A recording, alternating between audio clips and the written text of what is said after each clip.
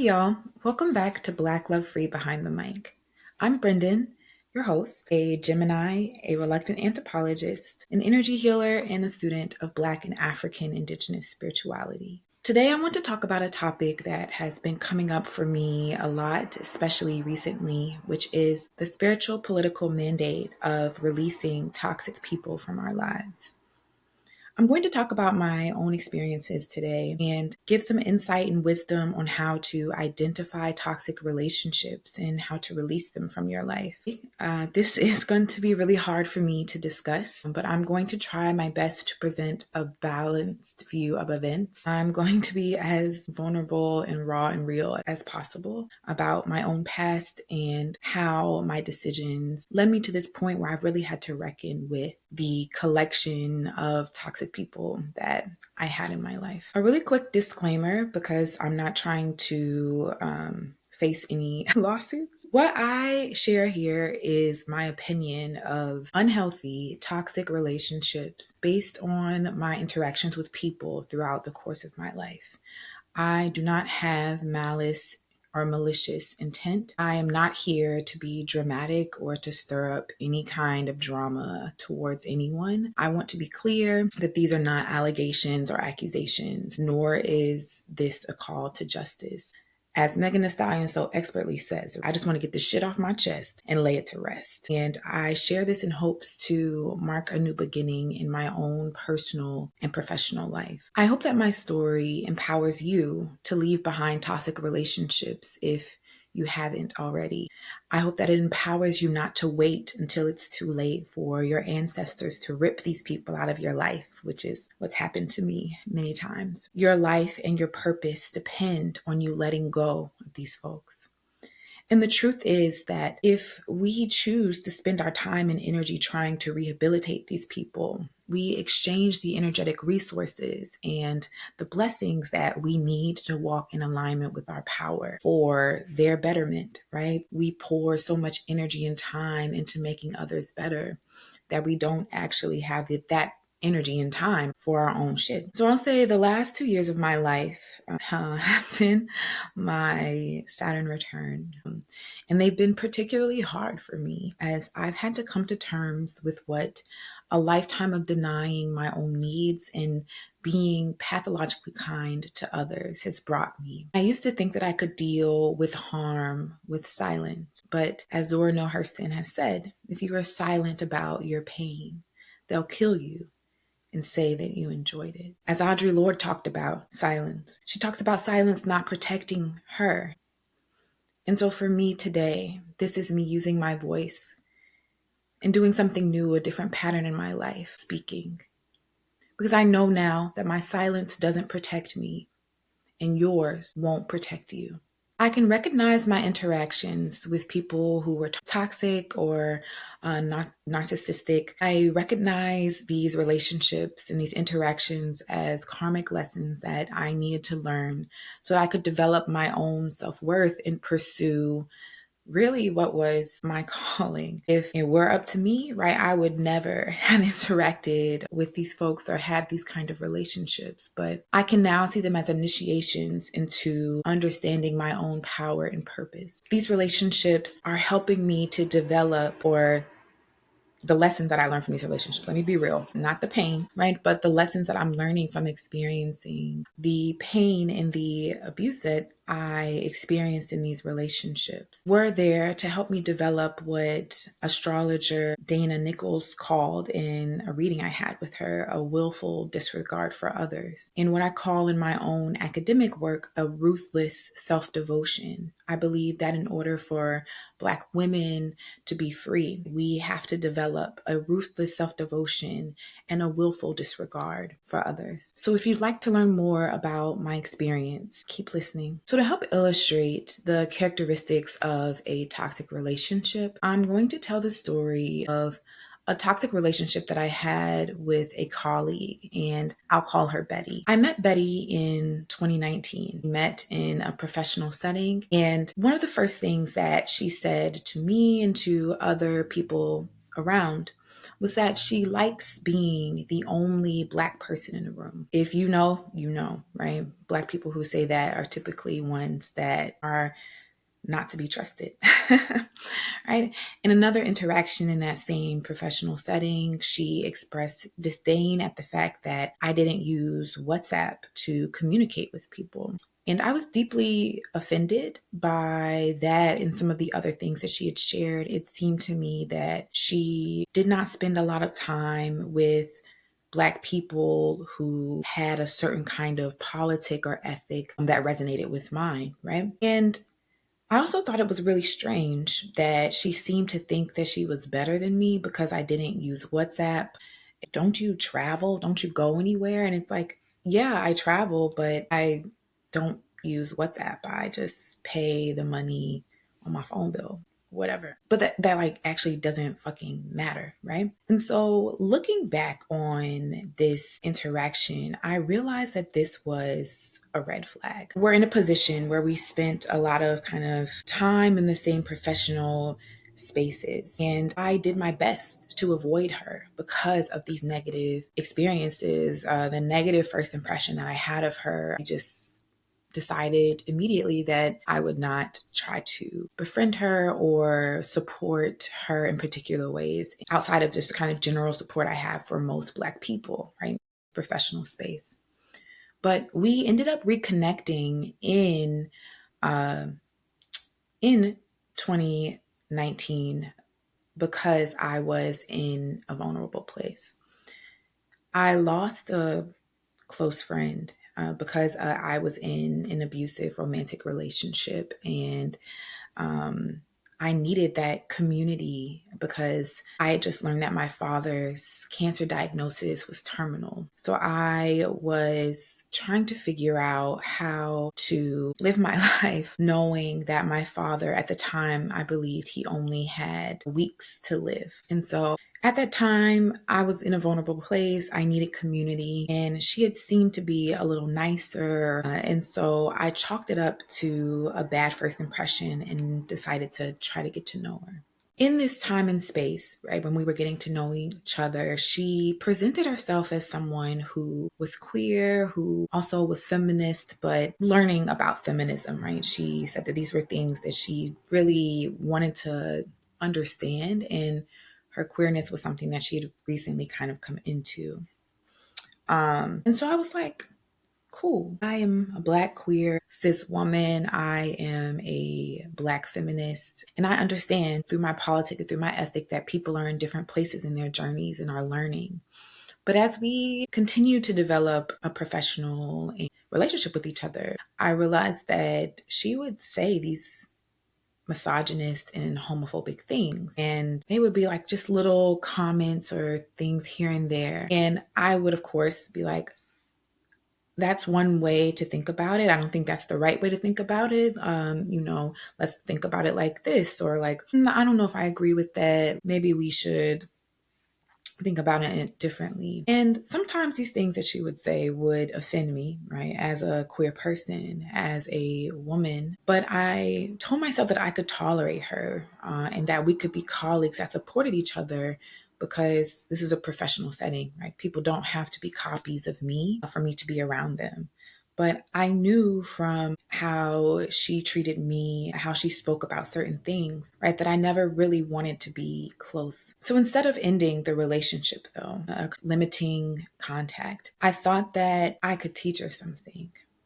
I thought that, well, at least she isn't sharing this with other people and harming them, right? Like I felt as if I were the only person who's on the receiving end of this. And so I could endure it because shit, I've suffered. I can endure it, right? And help her so that others don't have bad experiences with her. In 2020, she invited me to work on a project with her. And in this project, I would bring my expertise in Black feminism and anti-oppression analysis. She came with her own expertise in the things that she is an expert in. And throughout the next 3 years of working together, I got to spend more time with her through working on this project. And this project is probably why you even know me or why you're like here, right? And so we did a lot of presentations together. This was a public facing project. In many of these presentations, I wrote the scripts and she created the slides. She did a lot of the social media work and kind of advertising around it, though I did the posting. We split responsibilities, and I won't name all of them because then it'll be incredibly obvious what project I'm talking about, if it isn't already. I saw the collaboration as fruitful during a very dark time in my life. As I said, I was losing my father, who was really the only parent that I had, even though he was not really active in raising me during my childhood. He was the only person who could see that I needed to leave South Carolina in order to grow. And he really supported me and my PhD journey without asking for me to sacrifice myself in return. And so I'm dealing with that. I'm dealing with abuse in my own graduate studies. I'm dealing with abuse in my romantic relationships. I kind of just had all of these dark things. And on top of that, it was 2020. I couldn't go nowhere. I couldn't escape. And so this project was successful and it gave me more confidence about my voice. I spent time reading and learning about things that fucking mattered to me and could share them with people, and folks were grateful. It changed my life. And I learned the power of my own voice. I learned the power of my way of thinking about the world. So I'm forever grateful for that invitation. I'm forever grateful for the work that we did together. I still considered, though, that our relationship was still mostly professional. We only really talked about the work that we did, and sometimes we would talk a little bit about family, and we developed what I would call a kind of quasi friendship, but I never wanted to really be close because of, I would say, the atmosphere that she set in interaction with her. But I still, in true Gemini fashion, right, feeling multiple things all the time, I felt indebted to her for inviting me to the project because it was her idea. But I just was still very troubled by the things that she would say and do. So eventually we became financially entangled because, like I said, this project was successful, right? And in order to maintain the relationship, since finances are involved, and that is something that I have a lot of insecurities and fears about, especially at that time, I detached myself from her emotionally per my therapist's advice, right? She said this was a business relationship. I didn't need to be so invested, particularly if my emotional investment was not reciprocated, and two, was exposing me to more harm. And so my detachment was for my own self-protection. But I did not tell her because I recognized that some of the relationship dynamics were, I'll call them tolerably toxic at this point. And so I did not tell her that I couldn't be around her without creating some internal distance between us. And that internal emotional distance made me feel like at times that I was studying her, trying to understand why someone who I shared this professional environment with could show up in the world in this way. And I found reasons for her behavior in the pieces of the past that she would share with me, because she was never really fully transparent about how she was feeling, what she was doing. I got a sense that I was getting to know a side of her, a piece of her, right? And so from what she would share with me, I tried to understand more of of what would cause her or make her be the person that she is. I would tell myself that when she would say things that would hurt me, or when I would see her do harm or say harmful things about others, I would tell myself that she is learning how to practice the politic that our project demonstrated, the politic that largely came from me, my own study, my own experiences, and that I needed to practice patience because people aren't perfect. I'm not perfect. obviously. I naively thought that the emotional distance and this kind of anthropological, psychological study that I was doing of her through the relationship that we had wasn't harming me or anyone else. I thought that it was helping me better understand how to help her, and also how to work with her because we were colleagues. But I was wrong. I noticed over time that the dynamics of the relationship weren't supportive or healthy for me. But it took me a long time. Over time, I began to notice that there was imbalance in what we both contributed to the project. Because I was the better on the spot thinker, I would answer a lot of the questions that we received in our public talks. We had decided, as you know, as part of the collaboration, that I would, because I grew up in a church where they were like, here's a mic, bitch, sing. And I had to learn how to kind of quickly be able to have answers for things or explain myself, right? That I would be the person who would be first to answer things, or looking back now, I realize provide the kind of container through which she could express what she thought, how she thought, right? And she could understand how to do it in a way that wouldn't portray the fact that she didn't espouse the same amount of knowledge or politic as me. I wrote a good bit of the analysis and the frameworks that we used in the project. Like I said, that came from my own reading, my own experiences. I was responsible for handling the emails as part of our collaboration agreement. I handled the emails. She created the graphics on social media, and I wrote the captions. But she created the graphics that we made on social media. She did a lot of other aspects of the project, but I was the one posting, writing the captions. I was the one who was really interacting with the audience. And so I realized over time that I was doing the vast majority of the kind of social interactions and emotional labor. And it had gotten to the point where folks would write to us on social media, and she would just kind of assume that I would respond or say, well, you know, you're better at these kind of things, so can you just do it? And the response would be something as simple as just thank you. And so I'm going to leave that there, and you can read between the lines there. So much of the care and the Black feminist practice of the project came from me, but at the time, I wasn't able to recognize that. As we got further entangled with each other, right, we were doing that big project, and then we were doing more kind of side projects. In order to kind of continue the relationship, I had to get even deeper in my denial about its impact on my life. Though I brought a lot of the intellectual and political weight to our work, I never saw it as more than what she contributed. My view of my contributions reflected the relatively low self-worth I had. And though many of my friends would ask me repeatedly why I was still associated with her, and at times would point to how you could hear in the project that we did together, there was a disconnect or a misalignment, I still didn't really realize the impact of the harm of the relationship.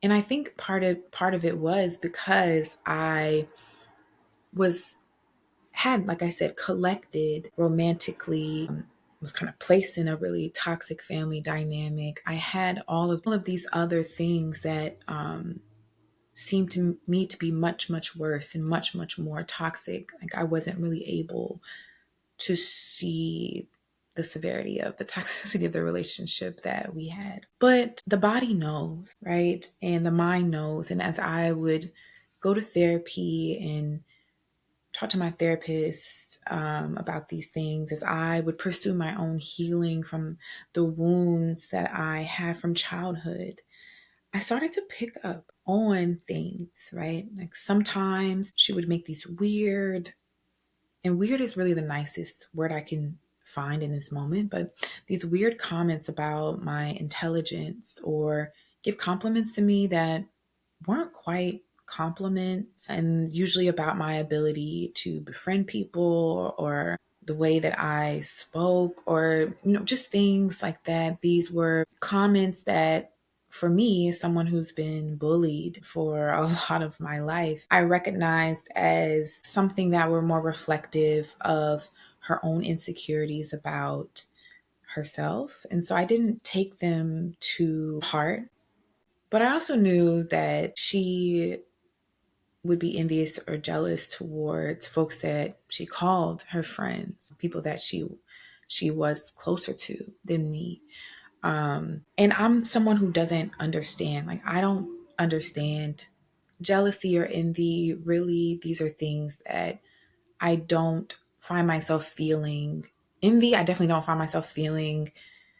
Jealousy is something that I don't find myself feeling often. And so I could have some empathy for her. I could see, when I was a teenager, being jealous or envious of how other people looked. I used to wish to be pretty. I used to wish to be thick. I used to wish to be tall. And so a younger part of me could resonate with some of the things that she would share. But the adult me was becoming increasingly uncomfortable in our conversations in order to not have to kind of manage her feelings or emotions around certain things. I felt like I had to walk on eggshells. I began to pay more attention to her selfishness and her need for a certain kind of attention or affirmation. And even though I never saw us as in competition with each other, because I think that's also part of why I don't understand envy or jealousy outside of my own neurodivergence, is that I don't like to compete. I don't see myself as in competition with people. I don't have that kind of scarcity mindset around life. I think that there's enough room for most of us to do the things that we want to do. And I mean, there should be no room for people who want to do evil. So that's why I say that, right? But I realized that some of the things that she would say or some of the ways that she would compare us made it seem as if she thought that we were in competition with each other. And my intuition would kind of be like, girl, this is what's going on. Eventually, I just got so disturbed by the relationship that I asked during an EFA divination if I should end it. The project was still successful, but I didn't like the way that I was living. I felt like I was living a double life. Yeah, I was allowing someone to believe that we were friends, knowing that this was never how I like to feel around my friends, and the ways that I had to protect myself and shrink around her, I never had to do around people that I actually had friendships with. And even now, I feel a little ashamed that I showed up in a way that's not aligned with my integrity. And I know I had my reasons. I had so many reasons. And I'm trying my best to have grace with myself in this moment. Excuse me. Yeah. So the priest said that Ifa said no. I needed this relationship. I needed to maintain this project and this relationship because it gave me access to important people. So I stayed. And I think a conversation for another day about divinations and all those things. But now I understand that, again, I had to experience some things. And I think part of what was helpful in that moment for me, or kind of affirming for me, was that I was still receiving quite a few individual invitations, right, from that project to work with corporations. So I was starting to develop my own consulting practice around the things that we were doing. And that was an affirmation for me, at least little nuggets of it, that this was something that I could do on my own. I think that spirit was, and my ancestors were trying to affirm to me that I could be bad all by myself. But if I'm being for real, being 100% honest, y'all, the way that my trauma and my past affected me, I could not see myself as someone who would be successful without her. Um,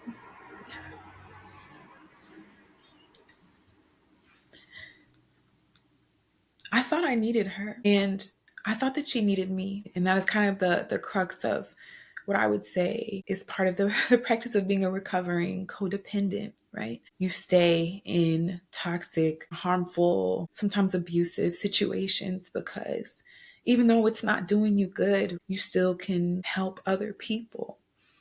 And part of that codependency, right, is not seeing yourself as someone who is worthy of a life without chaos or a life not filled with people who need you, but who want you there. I was still finding some usefulness, and I was told, right, in divination that I still needed this. So I continued. But it really started to get to a point where things were just consuming so much of my time and energy that, again, I didn't realize because I was moving through life so quickly and not really taking the time to sit with myself and feel all the things I needed to feel. I had been, but I didn't realize it in the beginning of the relationship. The questions that she was asking me, how do I say this? To have me kind of serve as a moral compass. Oh yeah, like I've said, right? Set the container through which she could express certain things, regardless of whether that's how she really felt or what her inclination to say, right? And so I started to serve as a kind of moral compass in some ways. She would ask me, how do I respond to this? Somebody said XYZ thing. How should I, if I'm trying to approach this from a Black feminist lens, what would I say? Or what's the right thing to do in this situation?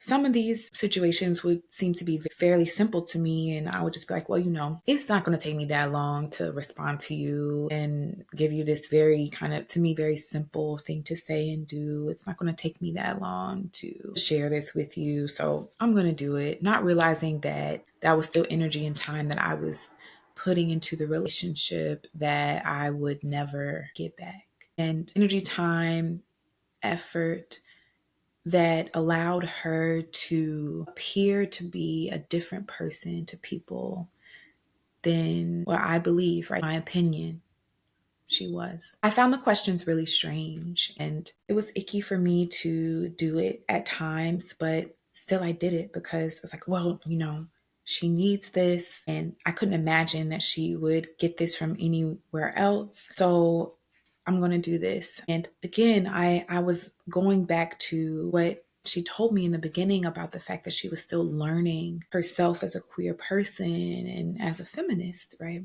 So I made excuses for her and continually dismissed my own feelings because folks in the past often would say that I was judgmental and that I mistreated people. And so I didn't want to continue to act in that pattern towards her. And of course, it didn't help that I was in these kind of emotionally, physically, and sexually abusive relationships.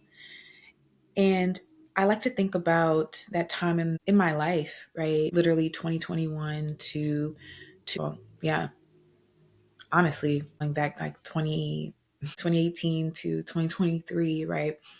Of this time in my 20s where I was living in these kind of fun house of mirrors in which I couldn't see the truth of myself and what it meant to be loved and cared for by me. So back then I didn't realize how much energy and time that I spent helping her manage her relationships with others, helping her manage her public image and her feelings about herself. But I also knew that I was going through a lot, and I knew that I couldn't really share anything with her because, again, it would be these weird moments where when I would try to be vulnerable, that vulnerability would come back to me in some way that was harmful, right? That vulnerable moment would be a kind of dagger or a weakness. She could take into a weakness, right? Like I'll never forget the moment where she was supposed to come visit me in my home.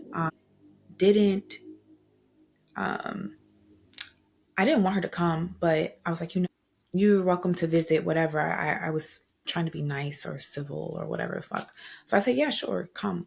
So we had made all these arrangements, and I had mold in my basement. And if you're a homeowner, you know, life is basically living from one leak to the next. And so I had mold in my basement, and I remember feeling partially relieved because I had a reason to kind of back out. That, and I, because I didn't feel comfortable being honest with her, that I didn't want her to come. But also, you know, I also didn't want to expose anybody to mold. So I was like, I'm not going to. So I wrote her and I was just like, hey, you know, um, I have mold. I don't feel comfortable exposing you to molds. I don't even, because I didn't even feel comfortable living in my house with the mold in it. And that was also, you know, after a year of having all these other issues and other things going on, and just, I just will never forget her response. Me saying, I have mold in my house and, you know, I don't want you to come because it might be harmful to you. And her response was, it seems like you always got something going on with you. It seems like there's always something going wrong. So what that response showed me, right, was even with the little bit of things that I did share with her about my life, right, the things that I did feel were safe enough, at least I feel I had to communicate. Otherwise, you would know nothing about me, right? You would be a relative stranger. Even that, in a moment where someone who's your friend wouldn't have empathy, would be like, oh, girl, I'm so sorry. Like, do you feel safe? Do you need anything? Mold is weird. What kind of mold is it? It's no, there's always something going on with you. There's always something wrong with you. That's not how someone who has empathy for another person would respond. That's not how friends respond to each other. Yeah. At some point, I stumbled upon the YouTube universe of content on toxic relationships and narcissistic people. I started watching it to help me process my relationship with my mother, whom my therapist at the time described as someone who had chaos at the level of personality. Because my therapist did not treat my mother, she wouldn't diagnose her with anything, and she didn't give me much information about what she meant by that. So I was like, let me just go to YouTube and see what I can find. And I learned all I could about toxic mother-daughter relationships. And through exploring that YouTube universe, I found the content about toxic friendships. And out of curiosity, started watching those. And each video after video after video, I could tick off the boxes for a couple of people in my life, but especially this relationship. And I could no longer deny what I was experiencing. I learned strategies on how to navigate the relationship, such as giving her very little information about my life. And that did help me feel a little less guilty, right? My instinct to not share much of myself, so that it wouldn't be used against me, is actually the advice on how to deal, if you are forced to deal with toxic people, how to deal with them. Can't continue giving your best to someone who will chew it up and spit it back out at you, right? But I still felt like I couldn't end the relationship because of the work that we did together. And this is a common theme for me in my life, this feeling of being trapped in harmful relationships that originates in being a child trapped in toxic, abusive, neglectful dynamics in my family where I couldn't escape. I was a child. There was nowhere to go. I had to learn how to survive. I carried that trauma and those beliefs about myself and about others into my adult relationships. And so I often would find myself in these situations where I felt trapped. I felt consigned to live a double life where I couldn't be myself, but I couldn't let the person go.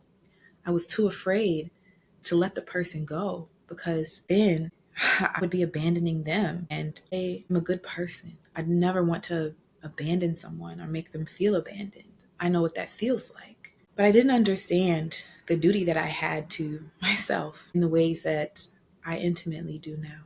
I felt that I had to shrink in her presence, deny or downplay my accomplishments because, again, we were a apparently in competition with each other, and me achieving something that I wanted or having something I wanted without her, or without her knowledge, was something that was made to be wrong.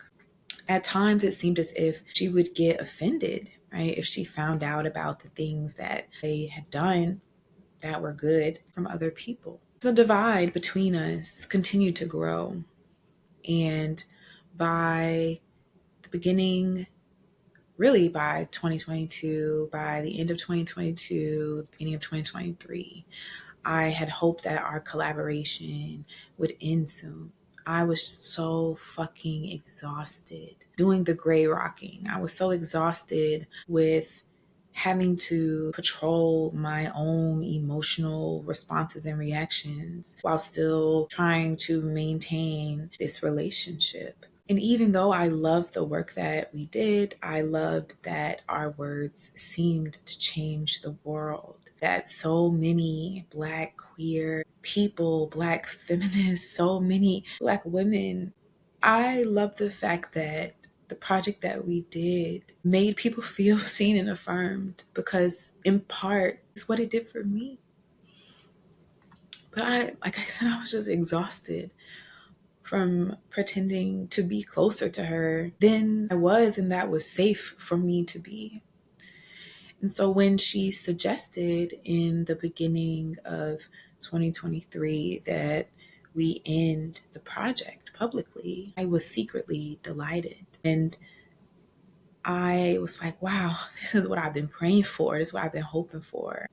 And she gave reasons. Some of them included not liking public speaking. And I was surprised by it, but I said, okay, you have your reasons for wanting to end things, and no need for you to do anything you don't want to do. But internally, I knew for myself that I wanted to do my own project, and now I had more of the confidence that I could. Even with that increased confidence, though, I was still in some denial about the ways that our relationship was harmful to me and had harmed me. But last summer, I would not be able to deny it any longer, because Saturn returned. Baby, Saturn returned. And when Saturn came, she came to collect her things, and it was Venus retrograde. Venus and Saturn came to collect their things, honey. And my life, the funhouse that my trauma had built around me, burst wide open in June of 2023. Up until that point, I thought that I was in a loving relationship romantically that just had a few issues. It was loving, but it was just sometimes that nigga would disappear on me. And I've talked about it on the podcast, how things ended there. But I was finishing my dissertation. I had already had my postdoc lined up. By that time, we had publicly concluded the project, and I felt comfortable to kind of pull back from her in a lot of ways. But yeah, she still wanted to continue a friendship. That summer, I began to unravel in ways that I didn't even think was possible. But that was also when her mask fell as well. It started with a phone call. I was on the line crying about how my ex had said that he had cheated on me, and then ghosted me, disappeared. And I was talking to a friend of my soul. We have been through many lifetimes together. And so she was just letting me wander through my confusion and my sadness. And then I got a call from Betty and the other line. And so I switched over, and Betty was crying. She sounded distraught. And she said that her partnership had ended. And she sounded distraught, and I never heard her sound that way before. So I knew that it was something serious, something wrong, and I wanted to show compassion for her. So I told her I would call her back, and I dried my tears, took some breaths, and gathered myself so I could listen and try to support her. Because whew, I knew something serious had happened. And she explained to me why the relationship had ended. And my compassion in that moment grew. I know what it's like to be cheated on and to be abused. Where I take responsibility in that moment and recognize that I fucked up was that my compassion and my empathy was for her, yes, in that moment, but also a younger version of myself that I saw in what she was going through and how she was feeling. And so I was trying to give her the support that I needed back then when I was going through the abusive relationships that I've been in. So there was time that passed between that moment. And I told her, like, you can lean on me in these moments if you need to call me and cry, like, because I know it's not safe to cry as Black women in certain things, right? I'm not someone that you have to be strong around. So she would call me and we would talk briefly about what she was experiencing because things would never get too deep, right? Sometimes she would call and cry, and she would keep me updated on how things were moving. But one day, she asked me if I'd like to hear a letter that she had written to the other woman. And despite an awful feeling in my stomach, again, my intuition warning me, I said yes. And this is when third eye opened up. This is when I started to realize even more just how dangerous Betty was. Betty had wrote a letter that was so incredibly hateful that I won't repeat because I don't speak to women in that way. But it was so hateful that I didn't even realize that it was in her capacity to speak to someone in that way. Particularly when this person is not the person who betrayed you, right? The person that you were in a relationship betrayed you. But from my understanding, from our conversations, he was not receiving that level, at least not in a letter form. Was not receiving that level of hatred. And the things that she said, I see now and understand now, in my opinion, were reflections of her own insecurities about herself.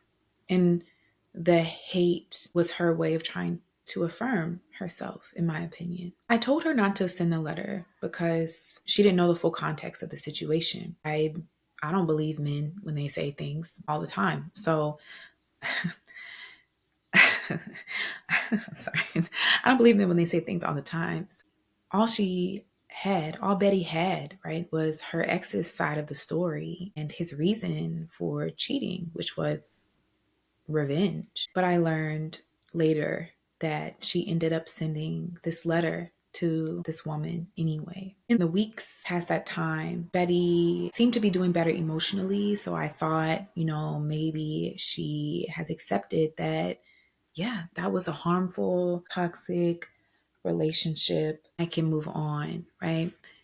She's still presenting herself to me as someone who is trying to heal from these toxic things, but still kind of longing for that relationship, which again, I've had such low self-esteem that I missed someone who literally repeatedly and physically, psychologically, and verbally and emotionally abused me. So I knew what it was like to long for someone whose actions would literally kill you. And so I found compassion and empathy for her, but would try to encourage her to move on because that was not, 18, 19, 20. We're in our 30s. Like, we have to choose ourselves, right? I was doing all of this support while dealing with being ghosted by my ex. And a couple of weeks before I defended my dissertation. So this was, August 2023. This nigga poof in the wind. And I was so hurt. So I was reeling from that pain, going through my own kind of personal hell.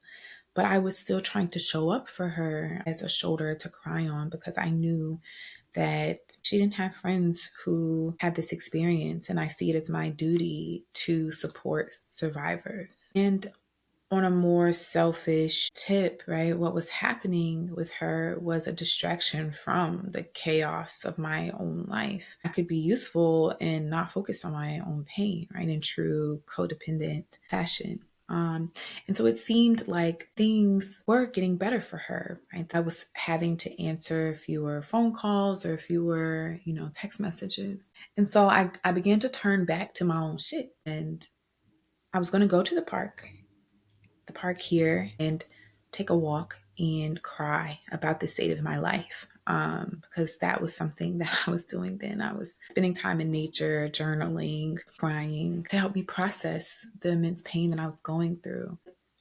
Betty had called me. I was literally in the car, getting ready to get out. Betty called me. They didn't want to answer the phone, but something told me to answer the phone. And she began the phone call with, "This might trigger you."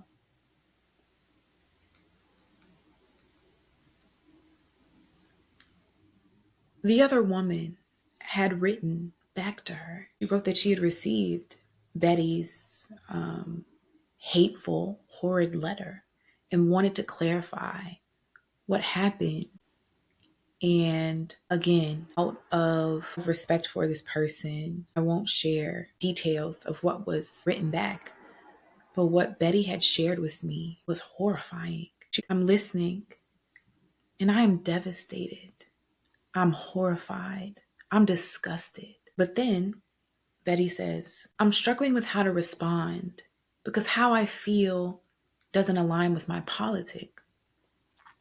I don't believe her. In that moment, I was shook. I am a survivor. Betty knows that. She started the call with, "You might be triggered." And I realized in that moment, just astoundingly and deeply, just how negative, absent, abysmal of the fucks that this person who wanted me to believe that she was my friend gave me. This bitch did not give a fuck about me. I was an object. I was someone to call upon to figure out how to respond with compassion and empathy and grace to things. I was a well to draw upon when she needed to fill herself. I have lots of words, but there are words that I can't say publicly. So during the conversation, she said that I was the only friend that she had that stood with her through all of this. I was the last person that she would have expected to support her because of my past.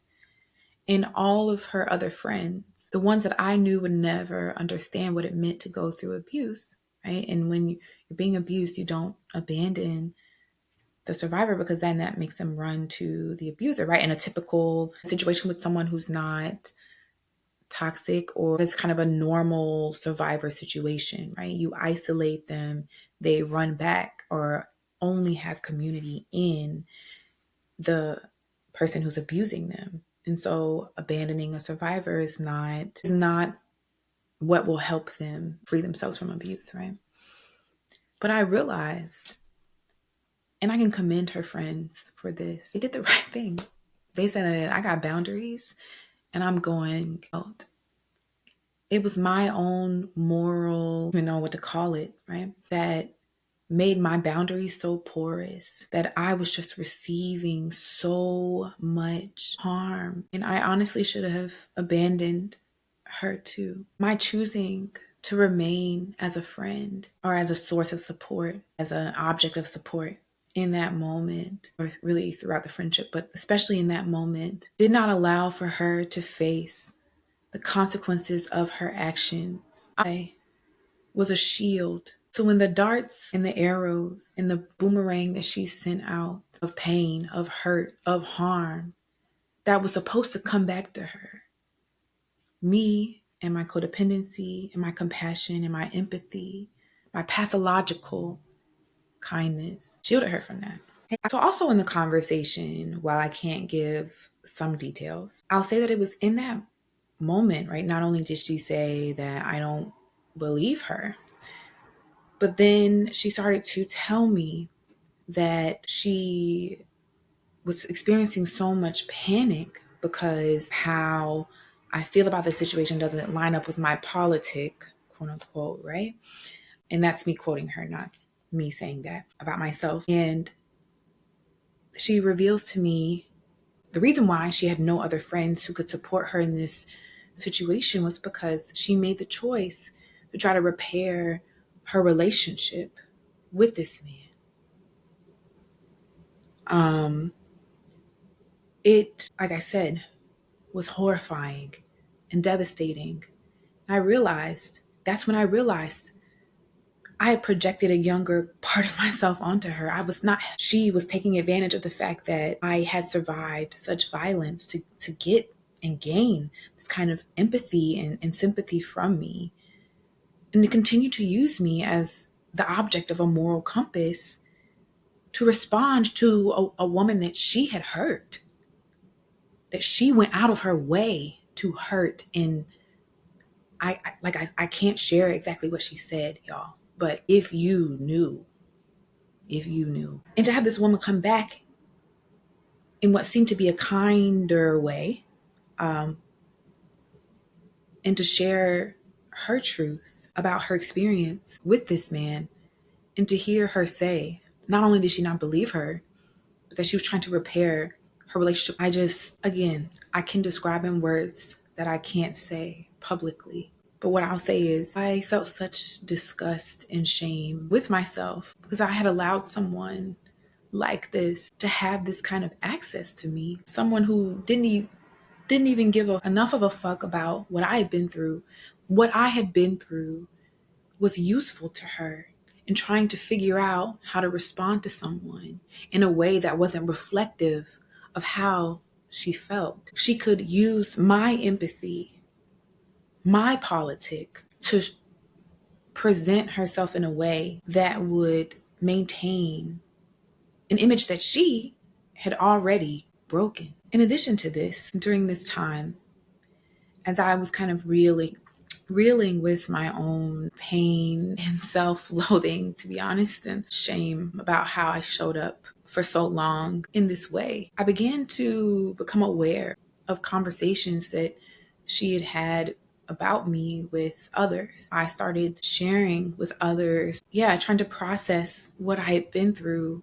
Started talking to my friends about it, and they were like, well, I had conversations with her where she was telling me, these things that she resented about you, these things that she admired but also felt resentful feelings. And so then, to add to the mix of emotions that I felt about the relationship, anger, and not even anger for what she had done to me. I hadn't gotten to that part yet, but anger that despite how much of myself I had gave, it didn't change. Anger that, and the realization that my sacrifice of my time and energy, the ways that I had allowed myself to be used, resulted in her having more access to people, in her having more power to cause. I was horrified and so ashamed when I started learning that she had been bullying other people, using her association with me to wreak havoc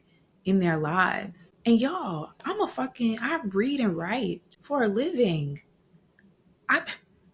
That's all we do. That's all we do in my professional realm is read and write for a living. Like, what the fuck? So there's literally no reason for this kind of behavior, particularly among Black people, to happen. But it wasn't just Black people who were affected by what she was doing. Even still, I wanted to protect her reputation. So I didn't share what I knew, what I experienced with folks in our larger professional circles. They weren't actually a close friend of mine, which means they've been to my house. I have fed them food.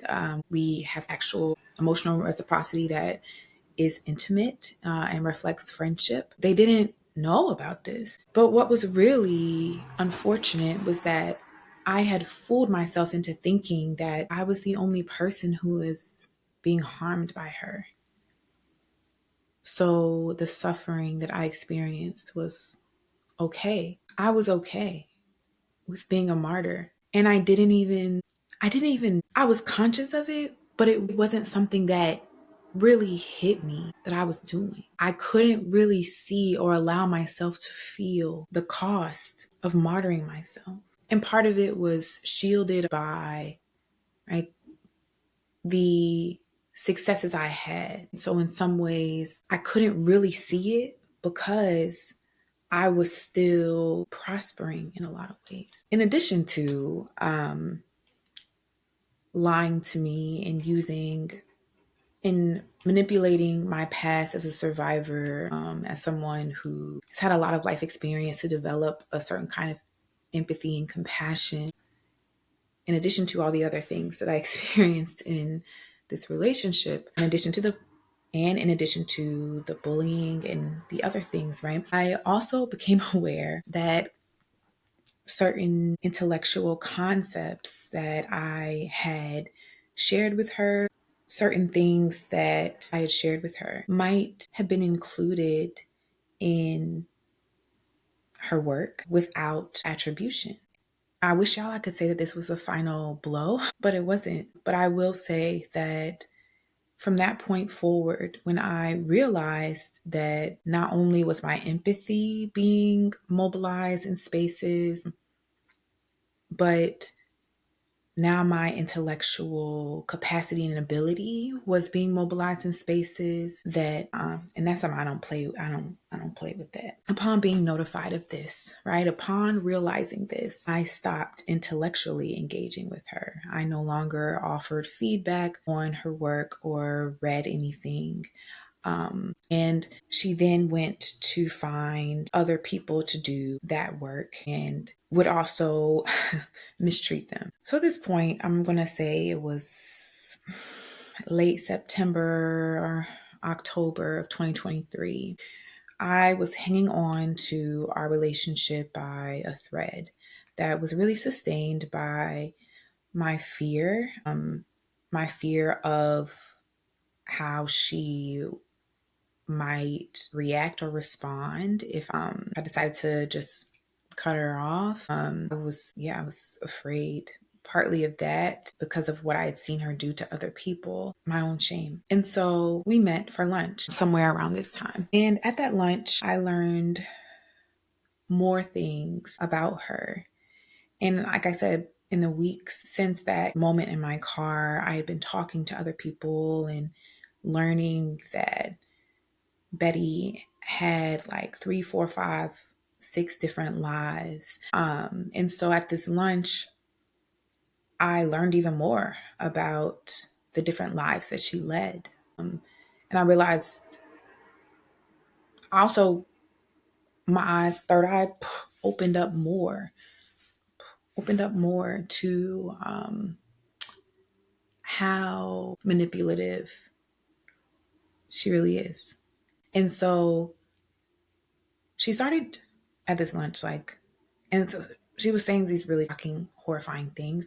I won't share everything. She started with comparing my ex, who had cheated on me and ghosted me, with hers, and noted how ironic it was that we were experiencing with the men in our lives. And I reminded her, because I said, whoa, let's pause here. I reminded her that my ex is almost a decade younger than hers because I'm younger than her. And so this coincidence, right, these similarities might be less of a funny coincidence and actually more evidence that her ex was emotionally stunted and harmful. She didn't want to hear that.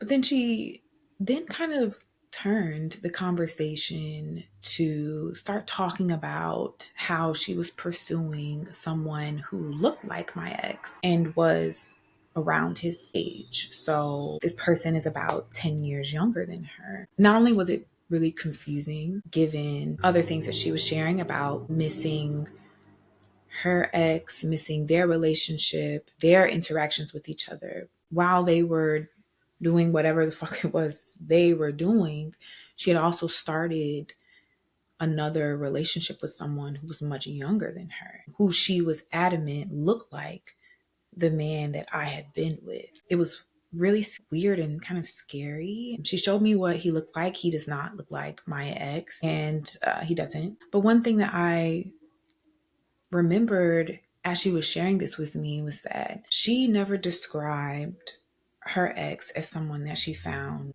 really physically attractive, right? She never said, oh, he's fine, like da da da. But she had told me multiple times that she thought that the man that I was with was fine, but she never called her nigga fine. And so to see then that she was pursuing something with someone who looked like my ex and was the same age as my ex was concerning. She also shared other things that were concerning and really triggering for me, but I won't share them here. And I remember saying goodbye to her that day and wondering how I could have gotten in this place. And some of you might be wondering, like, girl, why did you even go to this lunch? Like, when I tell you that I tried to get out of it and she was just so insistent upon seeing me and saying that she needed to see me, she was feeling very lonely, whatever. And I still not understanding that I had choices, or I could have had a set of different choices, still feeling trapped, went. Yeah. And so what I also, upon reflection, looking back, like a year later, right, I realized that what also disturbed me was that I was used to having these kind of double consciousness moments or relationships with abusive lovers and family members, right? I was used to having to walk on eggshells around romantic partners and with my family. But my friendships were places where I felt like I could be my freest self. Like my friends are my family. Like they're the ones who see all of the sides, chaotic sides of me. But I couldn't do this with this friend, right? But she was like, and because of that, she was never really a friend to me, right? But I just felt so torn and so just fragmented, I would say. And I felt so low. Like I just felt so ashamed and like just a liar, like I had lost my integrity. And I didn't know how to navigate ending the relationship because we were still financially entangled with each other through this project. Yeah. So this lunch was the last time that I had spent any extended period of time with her alone, a cumulative experience with her. It really just got to the point, it just got to the point at the beginning of 2024 where I just had to say, fuck it, like this has to end. And if I am an object of revenge for her moving forward, like, I'm gonna just have to deal with the consequences because I can't keep pretending. I can't keep gray rocking. I can't keep pretending like this is a friendship when I can't be myself around this person without fear of harm or fear of judgment or fear of anything. So January 2024 rolls around. I am still learning about all of the different lives that she's leading, the kind of life in the multiverse that she has spun for me. And I decided to end, that the relationship would end, right? I was afraid of how she would respond if people knew that we were no longer associated with each other.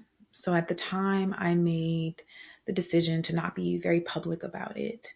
I didn't tell people in our larger professional circle who weren't my friends about the situation.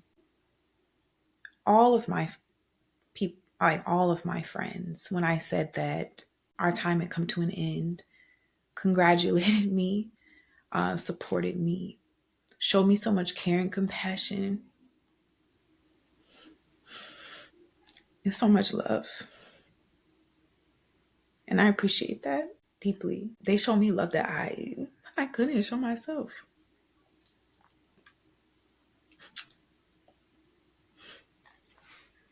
Okay, I was not trying to cry. Okay. That I couldn't show myself. And I needed that. Compassion that I couldn't show myself. Gave me affirmation of just like, yeah, no, like we were always here for you.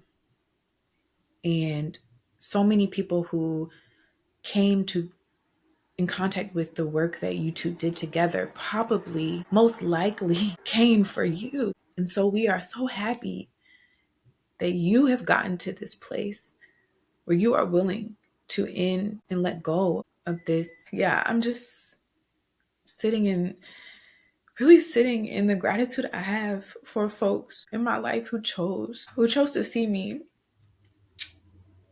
and not count it against me that I showed up outside of my integrity by maintaining a relationship with this person. I'm grateful for the people who came to me, even though they were afraid to tell me what was going on. I'm so grateful for my loved ones, the folks who continued, who stood by me and said, you don't need this person. You don't need this. You are so much bigger than this. Who could see me when I couldn't see myself?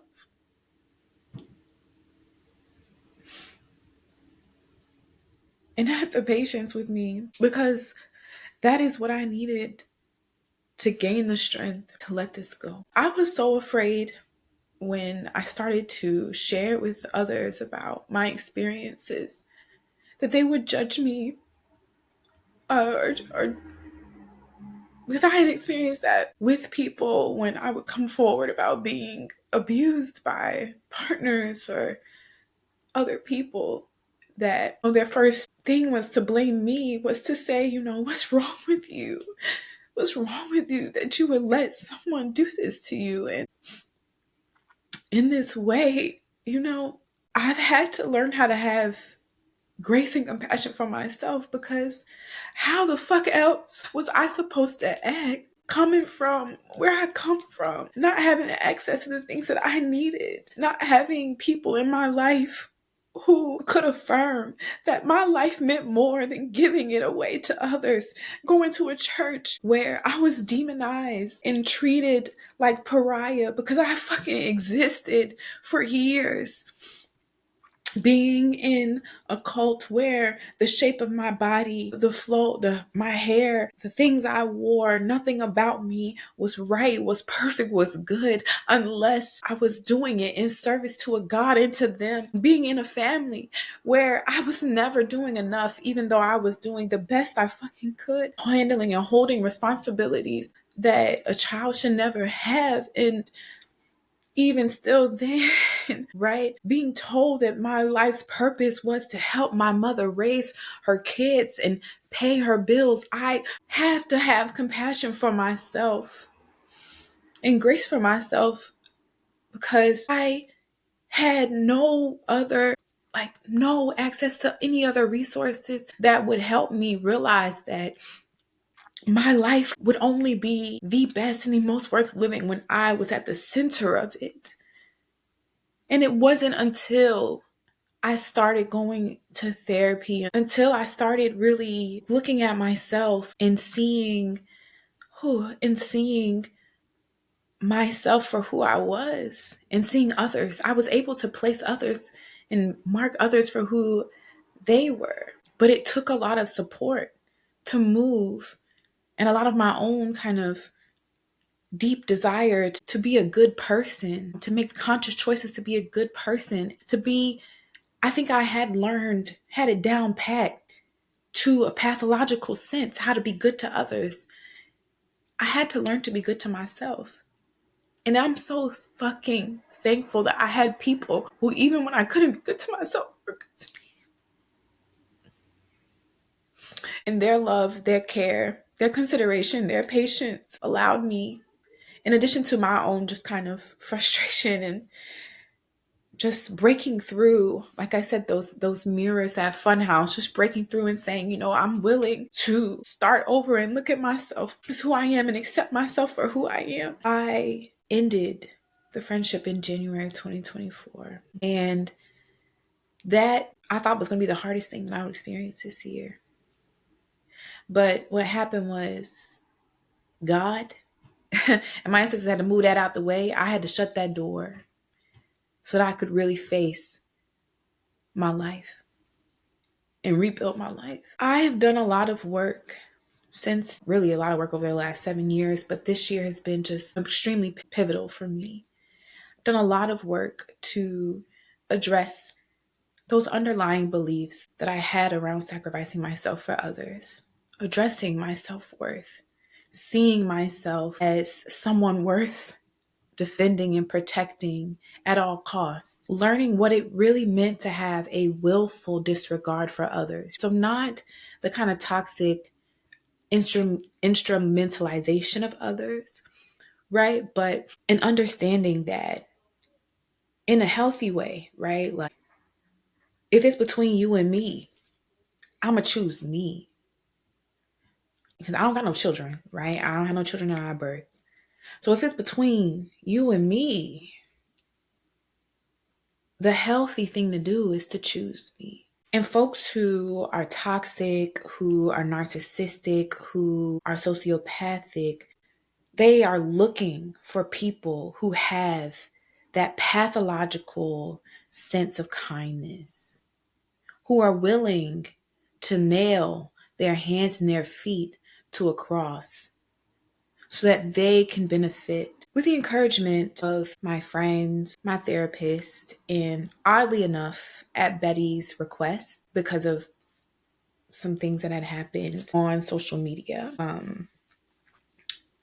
Again, not trying to give too much detail here. I decided to come forward publicly about the end of our friendship and our professional relationship. I did that because I didn't want to continue to be bound to her in ways that challenged my safe self-determination. At this point in my life, I truly, truly, truly, truly, truly hold the belief that I have the power to free myself, and not just from institutional forms of oppression, right? But from interpersonal forms of oppression as well. But baby, let me tell you, once I decided to publicly announce that I was done with her, things started shifting in my life. I was able to reconnect with others who have felt alienated by their experiences with her, and who, even if they had a positive view of me, avoided me. This year was one of the hardest years of my life, financially, interpersonally, professionally for me. And I had to be brought through this tower moment to this rock bottom so I could pick up and rebuild my life. And I'm starting to see the fruit of that labor. My life is opening up. And part of it is because now I have the time and the energy to tend to my motherfucking self. I don't got to spend that time and energy tending to nobody else and succeeding, but succeeding in a way that's inhibited or tethered to them. I have learned and can practice letting people go.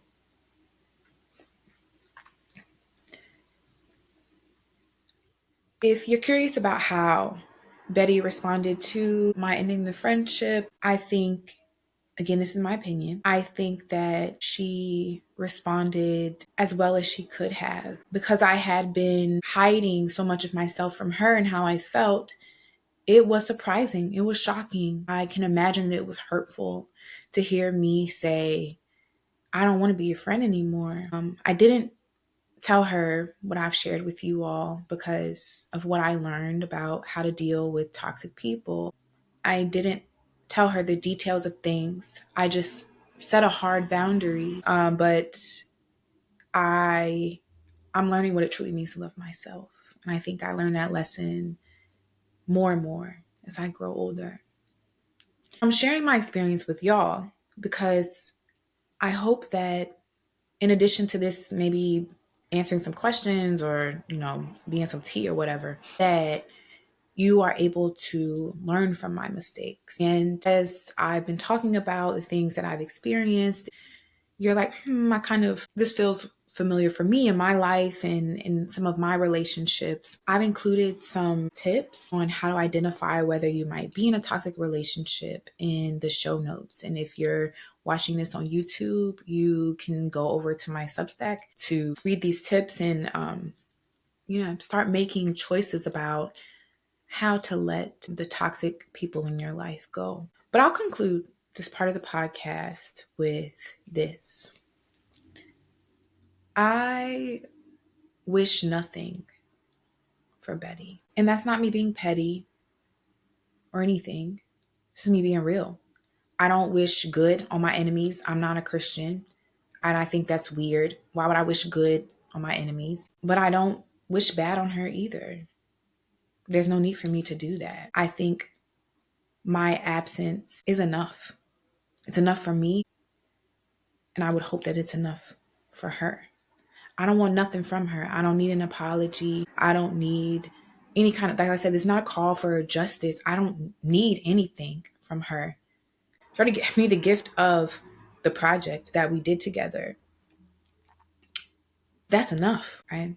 I already have the gift of the lesson that I learned. I hold no ill will towards her because that would be me giving up entirely too much of my own precious energy. My life did not start or end with the work that we completed together. But with this, I have closed the door on that chapter of my life, on those thought patterns, on that kind of self-sacrificing behavior. And baby, I'm not looking back. I wanted this next section to be more focused on healing.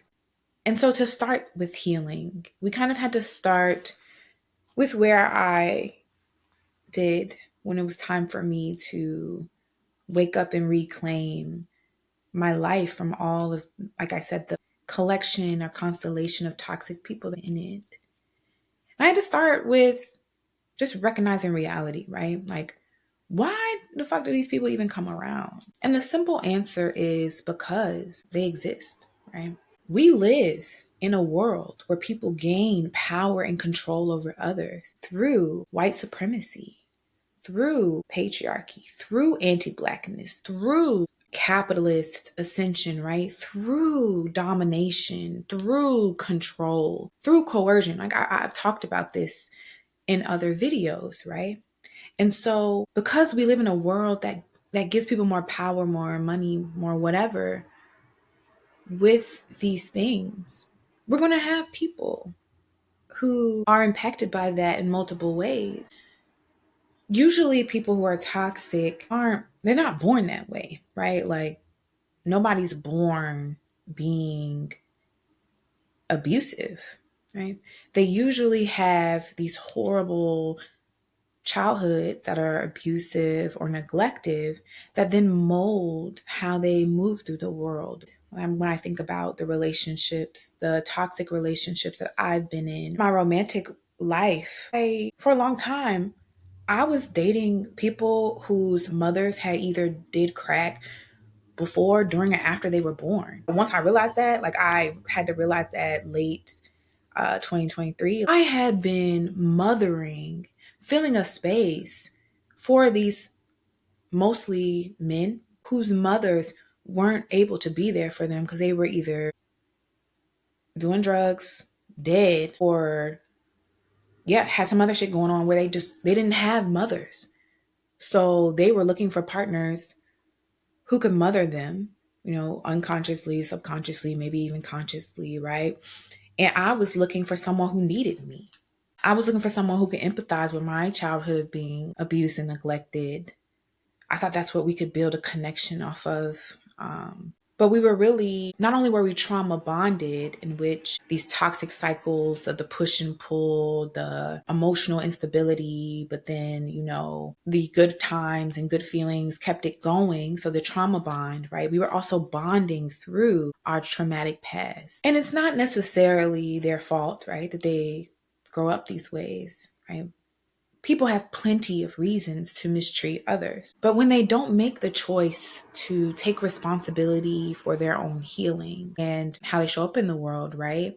Once they have access to that, and they don't make the choice to change how they move through the world, if they make the choice to use their trauma and their pain to hurt others. If they don't take the time to learn the tools to self-regulate, to build a community of people that helps them regulate their emotions in healthy ways, or if they have some kind of beauty, gender, racial, skin color, class privilege. I was like literally talking to a friend about this the other day. And I'm gonna say this: light-skinned people, right, are allowed to be a lot more harmful in Black communities, right? They're given that latitude.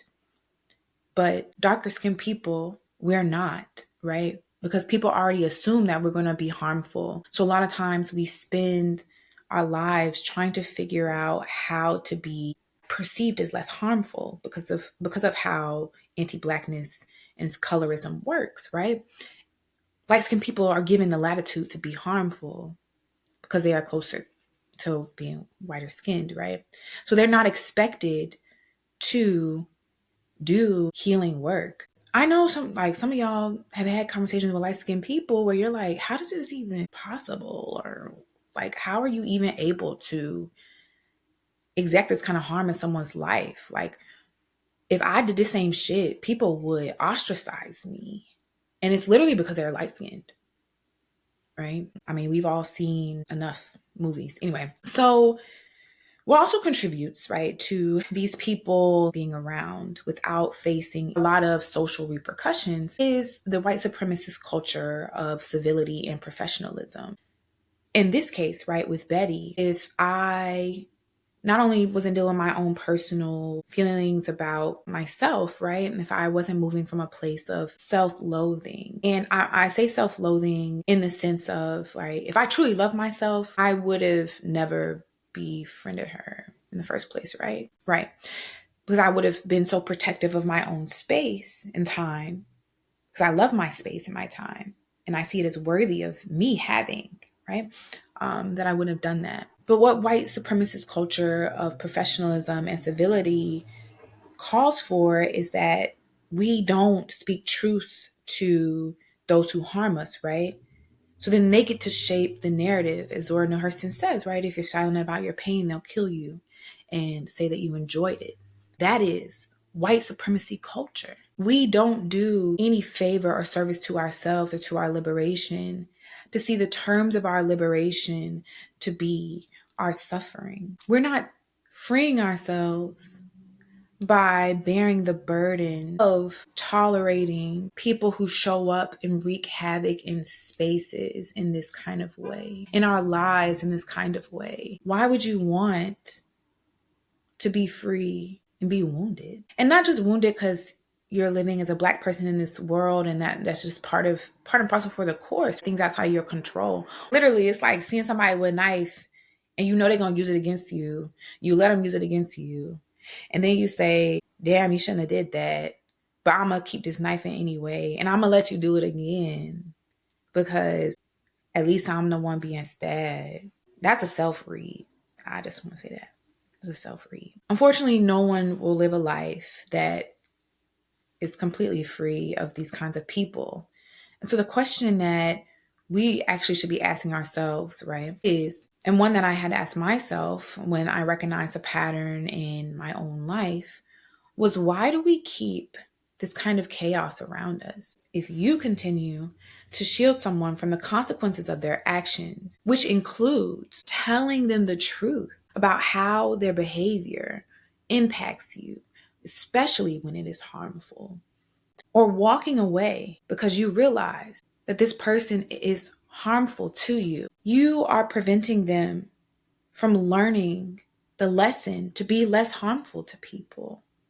You're preventing them from learning karmic, social, psychological lessons that they need to grow.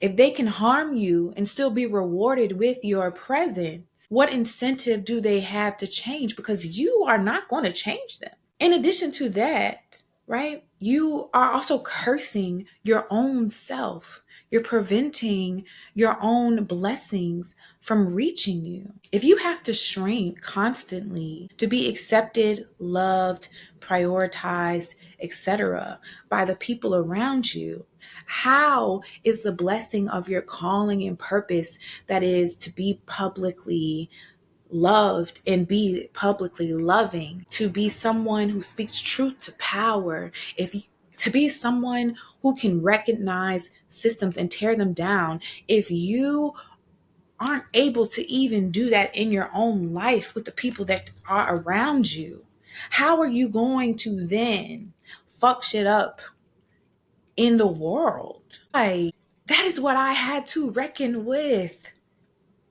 How am I going to show up authentically and truly as a healer, as a diviner, as a spiritualist, as a scholar, as a Black, queer, disabled, neurodivergent, short, beautiful person, and speak truth to power? And I don't even feel free enough to do that shit in my own life with the people in my own life. I'm so glad that I have the chance to live in integrity now.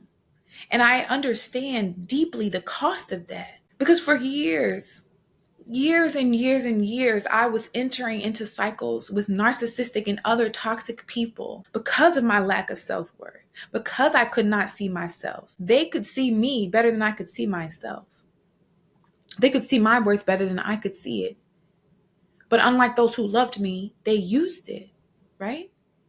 But I was okay with that because I felt my life had the most meaning when it was sacrifice for others. And I didn't understand it as sacrifice. I saw it as service. I saw it as community. I saw it as work. Not only that, but through the therapy that I've been doing, I had to realize, like, I was trying to fix my mother through others. I was trying to fix other people to make myself feel like my life has purpose. And because of how I had been treated in the past, because of the ways that people had projected their own shame and self-loathing onto me, the Black women at church who saw a young Black girl who wanted to go to college, who wanted to be this kind of world shifting person, who wanted to write, who wanted to sing, who wanted to dance. The Black women who saw that they couldn't be free enough to do them themselves.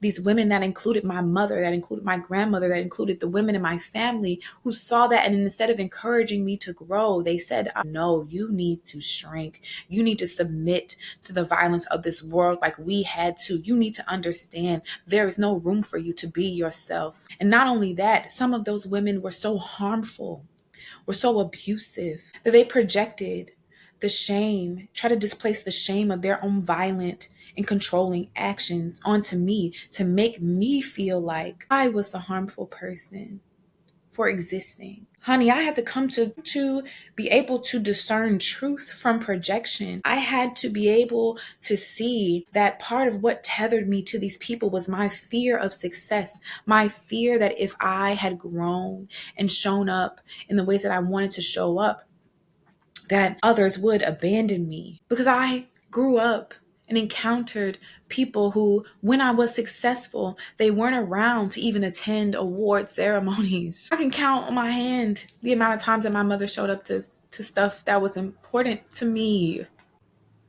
I had grown so afraid of shining, of visibility, because every time that someone had saw me, they tried to hurt me or they tried to use me in some way, right? So I had a fear of violence, right? And that violence coming not just from the white world, but from the people around me, right? I felt like because others had internalized these anti-Black kind of stereotypes, so me as a young girl moving through life being labeled as a Jezebel, right? Being labeled as a whore at 12, at 15, at 18, at 22, etc., right? I felt like I had to overcompensate and overfunction to prove that I was good by being good to horrible fucking people. That's a pathological form of kindness. I had to tumble and stumble and break down. I had to go through my tower moment to see myself as beautiful, as worthy of a life without chaos, as worthy of love and care. Right? Once I began to see myself in that way, to position myself as the center of my life and the one who deserves all of the good love that I give and pour out to others, I was able to reprioritize and reposition others and stop overestimating their worth and their presence and their contributions to my life. If you allow me to get metaphysical for a second, I want to talk about, we know why these people exist, right? They exist because we live in a world shaped through power, domination, and oppression, creates these kind of people. I want to talk about why these people enter our lives. And it's going to get a little metaphysical here, okay? I want to shout out the Black women spiritualists who have helped me come to this understanding through my study and also my spirits and higher self for this knowledge. So I'm forgetting her name right now, but there's one YouTuber in particular who talked a lot about her experiences with her narcissistic exes. This Black woman, this beautiful Black woman, who described narcissists as demons that come to knock you off your purpose. And while I don't believe in demons in that way or would use that same language, I want to think with her, as well as Oshun Kimi and a great spiritual teacher of mine, Muriel Cerdoba. Some of you might be familiar with the concept of destiny swapping. Some people hold on to this kind of new age belief that, you know, what's for me is for me. No matter what I do in my life, my destiny will be fulfilled. And I think that works if you are a white person living in a white supremacist world that all systems of power and institutions are geared towards you achieving your quote unquote destiny. But I want to talk about this on multiple levels, right? Another way to understand destiny is that it's something that actually can be taken from you, right? Or swapped for something else. And this is something that can happen out of jealousy, out of ill will. And then there are spiritual practices that people may do where they might work with demons or work with other spirits. I won't label them as negative or positive, but work with other spirits to take your inheritance, your spiritual blessings for theirs because they want your life, right? And so if we think about it kind of on a societal scale, right, we could say that white supremacy is a kind of destiny swapping, right? And what the destinies that they're swapping with, right, are the majority of the people on this earth, right, whose lands, bodies, ways of life were harmonious with the earth while they were living in Europe and dying from a disease from not bathing. And that destiny swapping started when people started teaching them and exchange their time and energy and knowledge with them to help them survive at their own expense. So our ancestors, right, that helped those who were harming them at their own expense started then to swap their positions in life, right, with colonizers. That's one way to think about it. But on a different level, interpersonally, right, what this can look like with toxic people, right, is them entering your lives. A lot of them come into our lives at times where we are especially vulnerable, right, and or right, we're on an ascension and we aren't fully grasping who we are in that moment. They might come as a spiritual lesson to teach us who we are. But what happens, or what causes the destiny to swap, right, is that we pour our time and our energy instead of pouring that energy and that time, because time, again, is a non-renewable resource. The second that I spend talking to you, I'll never get back. According to the laws of physics, Energy can neither be created nor destroyed, it can only change form. So the energy that you're spending on your dreams, right? This energy that you can't create or destroy, this person comes in and says, I need this energy to live. I need this energy so I don't beat you. I need this energy so I don't crash out. I need this energy so that I can be the successful person that you need in your life. You start giving your energy to this person, and your hopes and dreams you don't have the energy for anymore, because they're not giving you nothing back, right? If they're toxic, they're not giving you nothing back. They're just taking it and using that energy, changing its form into something that allows them to grow. And so I think these people, if we allow them to, can be lessons on what our own worth, our own path, how to save our energy for ourselves, especially for those of us who have spiritual callings and hold spiritual power in the world, right? We have to learn, truly learn and see, especially if we're not born in families that support us in the growth of our gifts, right? We have to learn how precious our own lives really are, and that they are worth defending by any means necessary. So some of you might get to this point and be like, okay, but isn't this letting go of toxic people, isn't that disposing of them? Isn't that against abolitionist politic? And so I want to say this, right? First of all, you could be an abolitionist without being a silly bitch, okay? You can be an abolitionist without being self-sabotaging, without without being self-compromising, without being self-loathing. And actually, true abolitionist politic requires that, because it requires you to recognize who's in your community, who can you build safe, supportive community and have safe self-determination with, and who you can't. So folks in Black movement spaces in particular are ones that I've seen that tend to mobilize this kind of faux abolitionist politic that allow for toxic and harmful people to not only be there, but hold positions of power in which they can spread the pain that have shaped and molded them to others. I have literally suffered inside and outside these spaces because of that. And folks will call that abolition. They'll say, well, we can't punish this person for, or we can't punish this, and let's be real, most of the time it's a cis man, for someone. We can't punish him for being physically, psychologically, emotionally abusive. We can't punish her for trying to act like overlord of freedom. We can't punish them. So we have to allow them to continue to do this harm. And sometimes what I've seen, especially with men, right, is they get positions of power. It's like, well, we can't punish this Black man, so the world hurts Black men. Black men are already just hurt by the world. So we know that even though he 5 of y'all, he needs a job. And so we're going to give him this job and we're going to pay him. And he's going to have a position of power and represent this organization. And you all are going to take the time, those who survived his violence, to take the time to write out this healing justice process so that we can figure out how to repair the relationship. But now he's an institution in this group.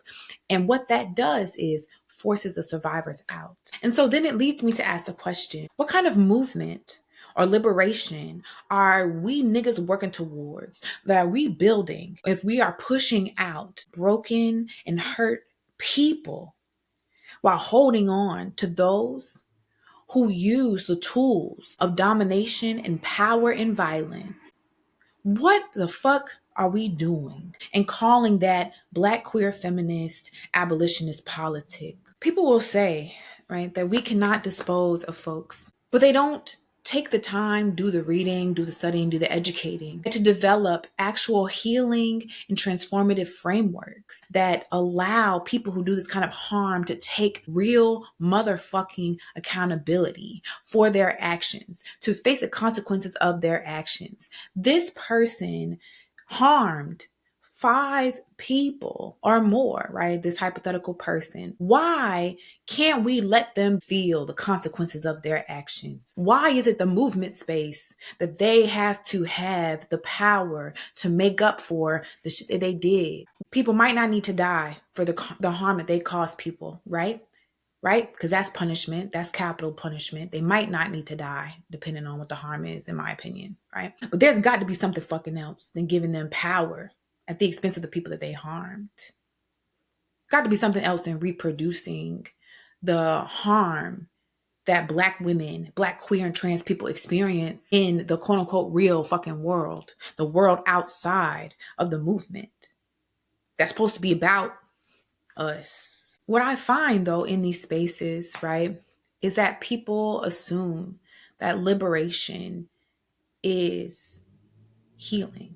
And these two things aren't the same, right? You might be able to make the argument that you're not really truly liberated unless you're healed, and you can't truly be healed unless you're fully liberated. But organizing is not the same thing as healing. Right? Holding systems accountable for the harm they cause Black, queer, trans, disabled, and other oppressed people is not necessarily the work that's going to make you or I or him or them love themselves despite the fact that their mother didn't love them. Having the wealth that was forcefully and violently taken from my ancestors, right? And white people and their ancestors taking that and then regaining that through some form of reparative process is not going to help me deal with the fact that when I look in the mirror, I don't like what I see. I just got more money. I could maybe buy a more expensive mirror. Usually in these orgs, what I've found, what I've seen is that people who are toxic, they use these spaces as spaces to work out their feelings about themselves, about their mamas, their daddies, their community, their families, their etc. They use these spaces to give themselves the power that they have been denied, or the attention, or the love, the admiration, right, that they have been denied elsewhere. And they leave the carnage of Black women, Black girls, Black queer, Black trans, Black non-binary people, our ravaged spirit, body, minds behind. And we like to dream of our movement spaces as ones that are separate or maybe even better. But as long as they're tied to the nonprofit industrial complex and to the donor and to what makes people give money, and then to the structure where you have to have a director who abides by these tools of power, domination, and control. And as long as we center Black cisgender men in our movements, we're going to continue to experience horrifying violence within them. So as I wrap up, because this is longer than church, I think it's important to remember that Black feminism can be a healing force. It doesn't mean it always is, but in my own self-recovery and self-reclamation, on my pursuit to a ruthless self-devotion, my own inhabiting a willful disregard for others, Black feminism has been something that has allowed me to do that. And because it actually allows for us to see the connections between institutional and interpersonal forms of oppression. Radical, decolonial, abolitionist Black feminism allows us to see ourselves as being worthy of being free from these systems and from these people who would choose to harm us. But if you're on the path of self-recovery, you realize I have collected 1, 2, 3, 4, 5, 10, 15 million people in my life who aren't conducive to me having safe self-determination. The first thing that you have to do, and probably the hardest thing that you have to do, because I struggle with it myself, is to forgive yourself. You probably have lived a life and have been molded and shaped by life, by the world, to which there was no other fucking way that you was going to be able to do this. So we have to forgive ourselves and then affirm ourselves. So say, I am enough as I am. I deserve a life without chaos. I don't have to choose oppression. Being oppressed, whether that's by an institution or a person, is not a sign of value or virtue. We recognize the power that we have in our own lives as adults to protect ourselves. There is no reason for me as an adult, as adult Brendane, to feel afraid of another adult in the ways that I did as a child. When I couldn't protect myself, when I wasn't supposed to protect myself, I was supposed to have adults in my life that would protect me. But now I am that adult. And I have the duty, the right, the ability, the freedom to protect myself from harm in all facets of my life, including institutional harm. So healing is not just so that I can show up in the world and feel better about it, right? I've said before that healing allows me to embrace the world more and more without fear. We also heal so that we can recognize our enemy and the enemy within us. That enemy is self-loathing, right? That enemy of self-sacrifice, that enemy of doubt. We heal to be able to liberate ourselves and each other without guilt or shame. And this requires a ruthless self-devotion and a willful disregard for others. This requires you being the center of your life. You being the center of your life is not the same as being a narcissist, because at the center of narcissists' lives are actually the perceptions of other people. It just comes off as really self-centered behavior, but it's really about protecting the broken, fragmented pieces of themselves from the judgment of other people. The other thing that we can do, just really practically, is not befriend people out of pity. Befriending someone because they need friends is not the proper foundation for the intimate relationship and emotional connection that friendship and romantic relationships require. This is not the Disney movie of the child with the hidden potential who just needs someone to love it out of them. Usually at this age and stage of our lives, the 30s plus, if someone doesn't have any friends, it's because it's for good reason. So we need to be able to leave these people where they are, right? And let them face the karma or reap what they have sown. Allow them to come to a place where they are willing to change. And change for real. And change in ways that don't use other people. It is literally only in a white supremacist world where people can harm without consequence. Colonizers had to create a world and create a belief system that is white supremacy, right? And anti-Blackness that allows them to harm without consequence. That is not the natural way. And so in order to end a white supremacist, cis heteropatriarchal, ableist, violent, and oppressive world, we have got to start letting harmful people across all facets of our lives face the consequences of their actions, whether they be white, black, brown, etc., whether they be men, non-men, etc. They need to face the consequences of their actions.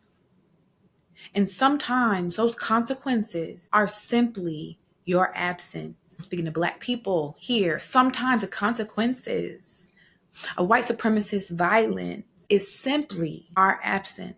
And other times is beating people ass. Okay, I'm just gonna say that. But I deserve to pursue liberation without the terms of that liberation being the integrity of our body, spirit, minds. The terms of our liberation should never be total and abject suffering. And I'll talk about that in another space, about how that is kind of the underlying premise of a pacifist civil rights approach to freedom. That is, in exchange for your freedom, you have to give your body, your peace, and etc. to be in spaces with people who continually and willfully choose to harm you, be toxic towards you. Right? But I'll talk about that in a separate video. So if you're listening to this and you're like, hey, I need support, like Brendane, like sounds good, but I need support. I am a survivor advocate. I've worked with lots of people who were in abusive relationships and situations and help them think around how to get out of these situations and develop what we call in the survivor advocacy world a safety plan for escape. And so if you're looking for support on how to get free from the structures that be, and maybe that includes some of the people in your life, you can join me in a low-cost workshop called Safety Planning for Liberation in January. I'm doing it on Inauguration Day so that people who join me, it'll be a space where you won't have to sit there and watch Twitter, watch Blue Sky, watch Instagram, like watch all these people respond or react to inauguration and stress yourself out, right? In this space, we're going to be planning for how to get free from what is to come. So join me, and you can find the link for that in the show description box. The last thing I say, for real, last thing, is one of the most insidious ways that we cross ourselves is keeping people in our lives that harm us. Oftentimes we think we need that person or we don't realize that we have a savior martyr complex, and we think that we can change people at our own expense. With folks who continually choose to harm you, use you, abuse you, and manipulate you, you are not obligated to teach them how to love you. That is a Christian worldview that is harmful and oppressive.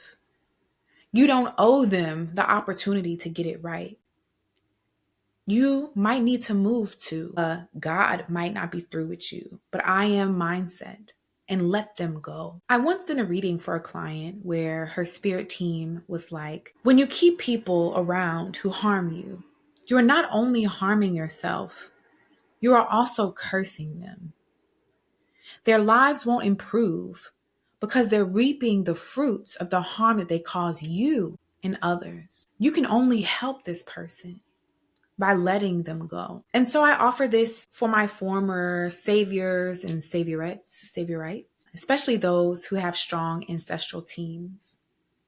Let that harmful person go. Keeping them around is cursing them and cursing you.